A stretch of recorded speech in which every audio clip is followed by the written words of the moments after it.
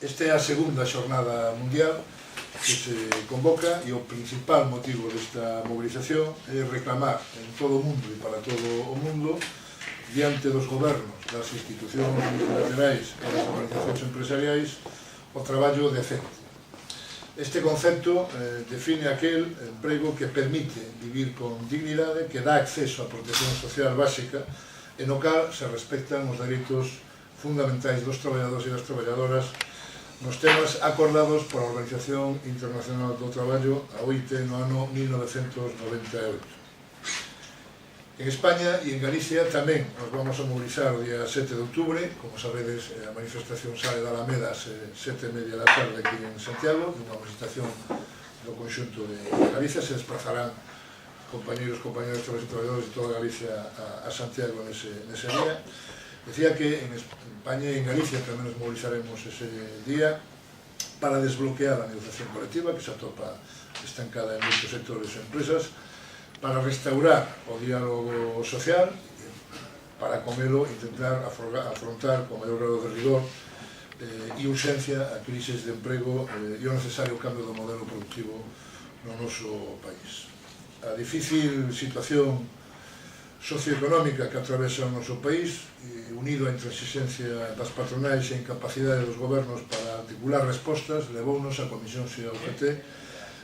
a plantexar esta movilización o día 7, movilización que, como decía, se fai en Santiago, pero se vai a facer no conxunto do Estado en todas as capitales de provincia e que vai a ser obxeto tamén de multitude de actos, digamos, e vamos a plantexar a movilización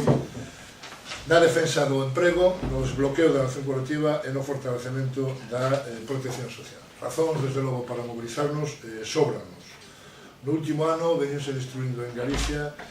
miles de postos de traballo, sendo os xóvenes, as mulleres e os inmigrantes os colectivos máis afectados e, ademais, como que está supoñendo xa, en algúns casos, con risco de fractura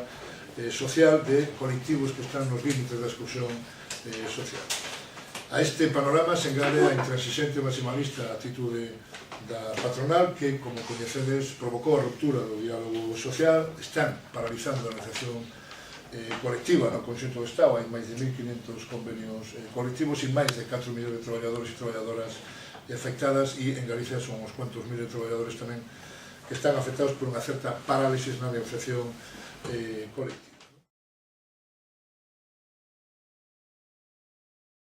Lamentamos profundamente que o presidente utilice os medios de comunicación como instrumento para facer política e como instrumento de diálogo social, hurtando os instrumentos que existen de diálogo social no ámbito da administración. Como decía Irene, hai unha mesa xeral da función pública, hai unhas mesas sectoriais donde, de momento, non se planteou ninguna medida. Por lo tanto, nos reivindicamos o dereito dos traballadores e traballadoras da Administración Pública Galega á negociación colectiva. Hai uns acordos que foron asignados que deben cumplirse, uns que rematan agora, uns que teñen importante contido económico e outros que teñen contido máis de desenvolver carreras profesionais. Nos entendemos que todo isto debe ser formulado en todas e cada unha das mesas sectoriais. Os traballadores e traballadoras, como decíamos, non poden ser os traballadores e traballadoras públicas os que paguen a crisis. Hai un acordo asignado en Madrid no marco de diálogo social onde se fixa xa un incremento salarial dun 0,3% das retribucións básicas. Por debaixo deso, nada. E por encima, o acordo fala de moitas máis cousas que nós entendemos que deben ser negociadas e deben ser incorporadas a esa negociación que se deberá levar na mesa xeral en cada ámbito respectivo. Hai que falar da elevadísima temporalidade que hai na administración pública, de como na administración pública galega se está destruindo emprego indefinido e se está creando emprego temporal, e por primeira vez en Galicia a tasa de eventualidade no sector público é superior á tasa de eventualidade no sector privado. Hai que falar de carreira profesional, hai que falar de profesionalización do sector público, hai que defender os servicios que se prestan á ciudadanía que a maneira, a única garantía que hai de ter unha protección social e uns servicios en igualdade, independentemente da situación e do poder adquisitivo de onde resida cada quen, e hai que falar de emprego, de oferta pública de emprego e de tasa de reposición. En este momento nos preocupa máis por saber se temos interlocutores, se vai haber ou non vai haber un proceso de diálogo social, que quen vai estar ao frente do diálogo social por parte da administración. Esa é a responsabilidade deles e eles, por tanto, terán que darle conta de a quen,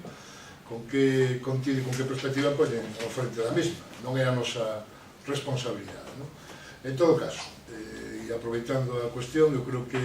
cando antes do Brao, nas reunións, porque realmente non foi unha negociación, o chamado plan de choque, o único que sacamos en limpo e que nos parecía positivo era que detectábamos vontade negociadora por parte da Xunta e o compromiso de respectar e, por lo tanto, garantizar a aplicación do que foron os acordos do proceso de diálogo social anterior e sobre el construir un novo proceso de diálogo social atendendo a nova realidade social e económica do noso país, que evidentemente en algunhas cuestións difieren bastante a situación do que tíamos pasado no seu momento. A partir de aí, estamos ainda esperando, a pesar tamén de terlo anunciado públicamente, este goberno se caracteriza, empeza a caracterizarse por lanzar moitas proclamas públicamente en foros que eles estiman oportunos, pero hasta agora a nós nadie se dirixiu para dicirnos que queremos iniciar o proceso de social, estas son as nosas propostas, estas son as nosas perspectivas e, por lo tanto, nos parece que non é de recibo que estén anunciando medidas deste tipo, como as que comentaban as compañeras, ou que para nós é tamén moi importante o diálogo social en sentido xeral. Nós xa lle fixemos daquela chegar e reiteramos propostas básicas, os eixos fundamentales, os que antes se refería o compañeiro José Antonio, e o que queremos dicir é que é absolutamente urxente e necesario que se recupere o diálogo social, que nos sentemos e que intentemos buscar medidas alternativas, compromisos que nos permitan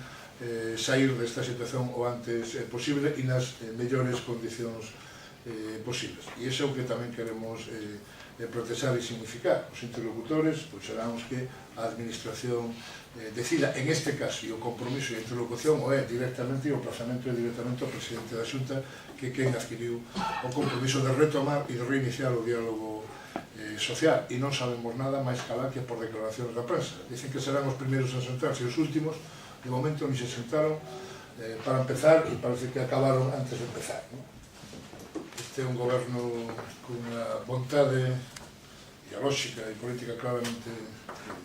privatizadora, e así o ven anunciando. Reforzando o que dice o compañero José Antonio, en todo caso habrá que sentarse, habrá que ver donde e para qué e en que medida se justifica a inversión privada e con que objetivos. Non sempre está justificado, parece que todo o que se xestiona desde o punto de vista público é ineficaz e inútil. Primeiro hai que demostrar que iso é así, que os servicios públicos teñen que ter os recursos e os medios suficientes para poder prestar os servicios para o que foron establecidos, e se aí cabe en esta coyuntura, en este momento, o financiamento privado, que é financiamento privado, nós estamos dispostos a discutirlo, pero que eso non sea a porta aberta para intentar privatizar, intentar